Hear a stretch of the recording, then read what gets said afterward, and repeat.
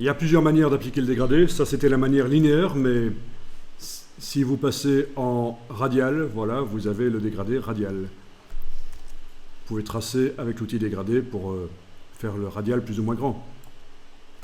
D'accord? Ou placer différemment. Vous avez l'inversion des couleurs, parce que quand on passe en radial, les couleurs, la couleur au centre, c'est peut-être pas celle que je veux, donc vous avez ici l'inversion des couleurs. Là, j'ai le vert au centre. Là, j'ai le rose. Voilà. Bon, c'est moche, c'est juste pour tester, quoique, bon, pour certaines applications, ça peut peut-être marcher. Alors, celui-là, c'est quoi encore? Ah oui, ça, on va pas passer à ça, je pense. Ah, évidemment. Ouais. Ok. Ah oui, pour chacun des points, chacune des couleurs, on peut déterminer son opacité. Par exemple, on peut mettre la couleur ici dans une opacité moindre, 50%, voilà. On voit déjà sur la ligne ici le quadrillage qui montre la transparence.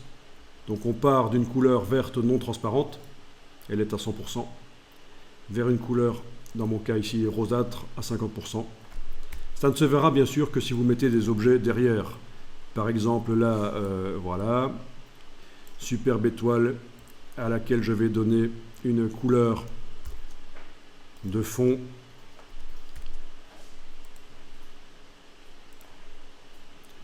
Voilà, la faire passer derrière, objet disposition arrière-plan. Voilà, vous voyez que forcément notre objet a de la transparence. Le dégradé a de la transparence. Là, j'ai juste dupliqué 2 fois les étoiles en la déplaçant, en enfonçant la touche Alt.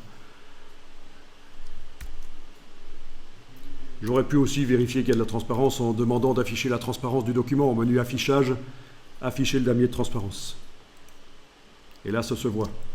Quand c'est vert pur, c'est pas transparent et ça devient de plus en plus transparent là. Affichage, masquer le damier de transparence.